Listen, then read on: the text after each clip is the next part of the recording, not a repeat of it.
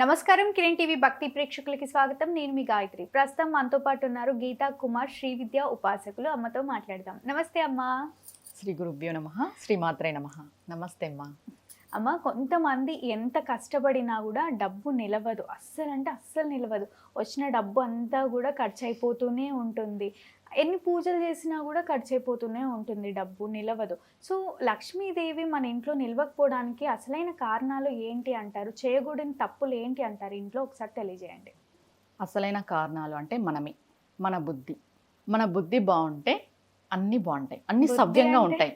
బుద్ధి అంటే ఎలా చెప్తాను, రెండు రకాలు ఉంటాయి దీంట్లో. కొంతమంది మంచిగా ఉంటారు, పరులను నమ్మి మోసపోతారు. మంచి బుద్ధి కలవారు బయట వాళ్ళని నమ్మి వాళ్ళు ఏదో చెప్పడము, వెళ్ళిపోయి ఇన్వెస్ట్ చేయడము, లాస్ కావడము, ఇలా ఉంటారు. కొంతమందికి స్వతహాగా బుద్ధి మంచిగా ఉండదు, అంటే స్వార్థంగా ఉంటారు, చెడు బుద్ధితో. బాగా చూడండి, మనం ఎన్ని పూజలు చేసినా కూడా స్వార్థపూరితమైన బుద్ధి ఉన్నప్పుడు మనం ఎదగలేం. ఇక్కడ లక్ష్మి అనంటే డబ్బు అనే కాదు, ప్రతిదీ వర్తిస్తుంది. ఐశ్వర్యం అంటే ప్రతిదీ వర్తిస్తుంది. అంటే డబ్బు ఒకటే వచ్చినంత మాత్రాన మనం బాగున్నామని కాదు, డబ్బు లేనంత మాత్రాన బాగలేమని కూడా కాదు. వాస్తవమైన విషయం ఇక్కడ ఏంటంటే తృప్తిగా ఉన్నామా లేదా అనేది ఇంపార్టెంట్.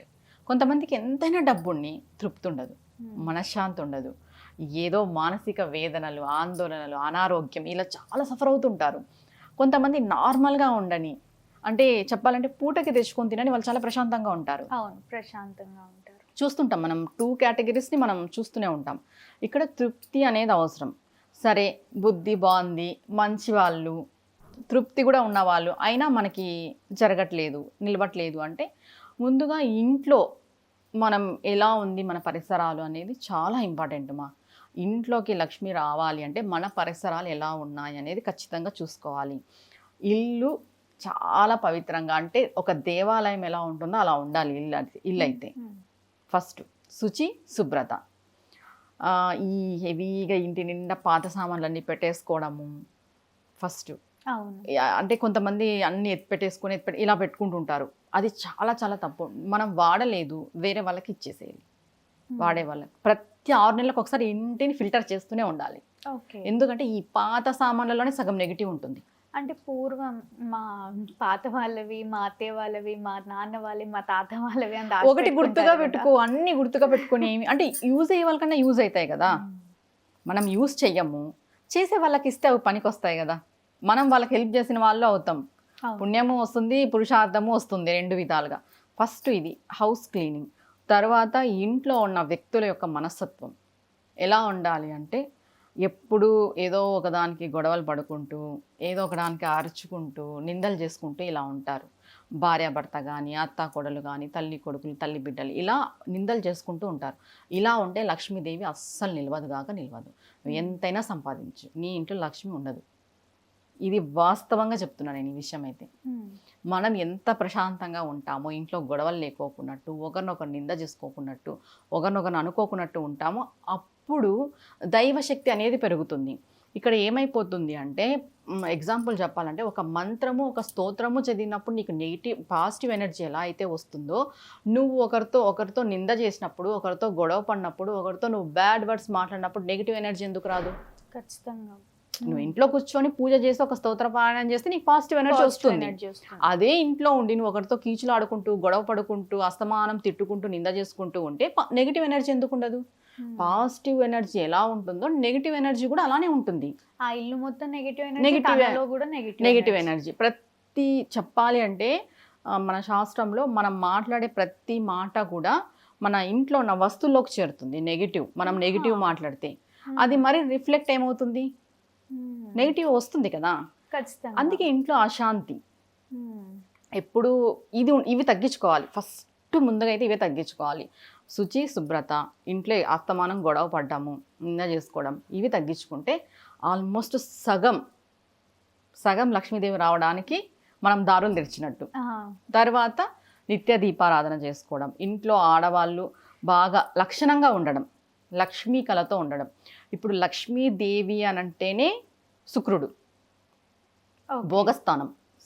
మనకి గ్రహాలలో చూసుకుంటే భోగస్థానం శుక్రుడు. భోగస్థానం ఏంటి అంటే లక్ష్మీదేవి. సరే, ఇంటి వైజ్ చూసుకుంటే భోగస్థానం ఎవరు అనంటే భార్య. భార్య లక్ష్మి, గృహలక్ష్మి గృహే గృహే అన్నారు. భార్య ఎలా అయితే ఉంటుందో దాన్ని బట్టి వాళ్ళ ఇల్లు ఉంటుంది. వాళ్ళ భార్యకి సపోర్ట్ చేసే భర్త కూడా ఉండాలి. ఇప్పుడు భార్య బాగుంటుంది, భర్త కూడా బాగుండాలి కదా. ఖచ్చితంగా. అంటే ఇక్కడ అలంకరించుకుంటేనే లక్ష్మీదేవి వస్తుందా అని అంటే, ఎప్పుడైతే మనం నిండుగా అలంకరించుకుని పద్ధతిగా చూస్తే ఒక పాజిటివ్ ఎనర్జీ రావాలి. వాళ్ళని చూస్తే అబ్బా అమ్మవారి కళ ఉంది, అమ్మవారి కళ ఉట్టిపడుతుంది ఇలా అంటారు, మనం చూస్తుంటాం. అట్లా అట్లా అనిపించాలి. ఎప్పుడైతే మనం నిండుగా లక్ష్మీదేవిని చూసినట్టుగా, అది భార్యకి భర్తకి. ఎంతసేపు భార్య పాచిముఖం వేసుకొని ఆ నైటీలు వేసుకొని అసలు స్నానాలు చేసుకోకున్నట్టు ఉండి ఇలా ఉంటే ఎట్లా ఏ భర్తకు కలిసి వస్తుంది? మిమ్మల్ని చూసిన అలానే అనిపిస్తుంది మాకు. ఏమనిపిస్తుంది? సేమ్ లక్ష్మీదేవిని చూసినట్టు అనిపిస్తుంది. సంతోషం, థ్యాంక్ యూ. ఇలా మనం ఉండే దాన్ని బట్టే ఉంటుంది ఏదైనా కూడా. అస్తమానం గొడవలు పడకూడదు. ఇంట్లో భార్య బాగా నీట్గా ఉన్న దాంట్లో అంటే 7 వారాల నగలు దిగేసుకో, పట్టు చీరలు కట్టుకో, పట్టు వస్త్రాలు కట్టుకో అని చెప్పట్లేదు. నీకున్న దాంట్లో శుచి శుభ్రతను పాటిస్తూ నీట్గా ఉండు.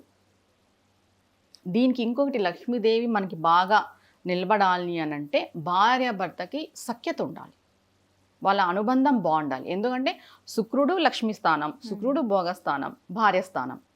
నీ భార్యని నువ్వు బాగా చూసుకుంటే ఆటోమేటిక్గా లక్ష్మీదేవి ఇంటికి వస్తుంది.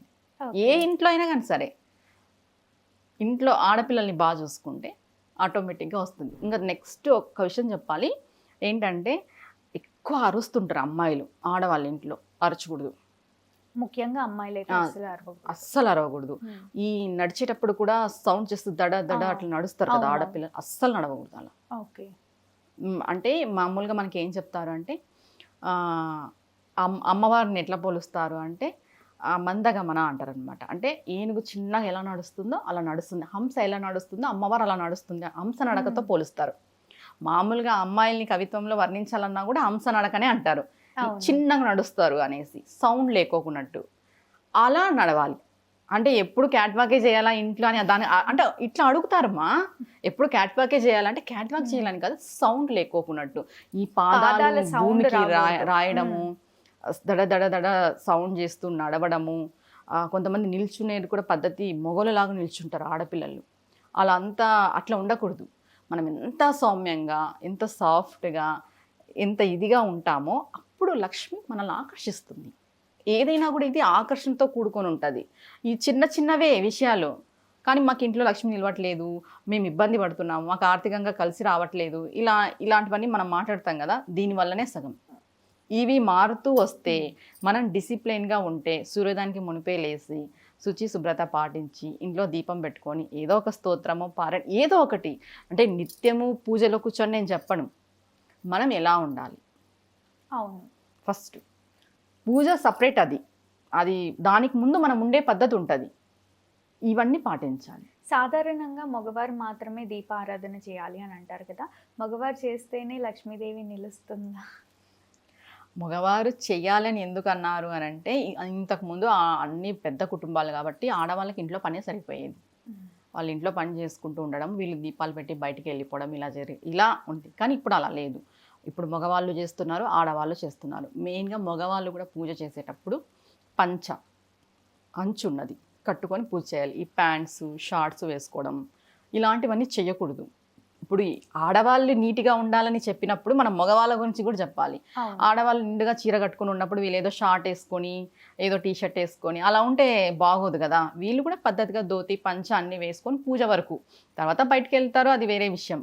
డైలీ ధోతి వేసుకొని పంచ వేసుకొని బయటకు వెళ్ళమని చెప్పట్లేదు. మనం పూజలు చేసే వరకు పద్ధతిగా ఇంట్లో మెయిన్ ఆడవాళ్ళపైన అరవడం అనేది కరెక్ట్ పద్ధతి కాదు. మగవాళ్ళు ఇది ఎంత తగ్గించుకుంటే వాళ్ళకి అంత కలిసి వస్తుంది. ఆడవాళ్ళతో వాదలాడుకోకున్నట్టు ఉంటే మీకు అంత మంచి జరుగుతుంది. అది అన్ని విధాలుగా మంచి జరుగుతుంది, ఒక్క విధంగా కాదు, అన్ని విధాలుగా మంచి జరుగుతుంది. మెయిన్ లేడీస్ సౌమ్యంగా మంచిగా పద్ధతిగా వాళ్ళని చూస్తే ఒక పాజిటివ్ ఎనర్జీ వచ్చేలాగా ఇంట్లో ఉండాలి. ఓకే, తప్పకుండా అమ్మ. అసలు లక్ష్మీదేవి ఇంట్లో నిలవకపోవడానికి కారణాలు ఏంటి, అసలు ఇల్లు అంటే ఎలా ఉండాలి, ఆడవారు అంటే ఎలా ఉండాలి అని ఎంతో చక్కగా తెలియజేసినందుకు ధన్యవాదాలు. నమస్తే అమ్మా.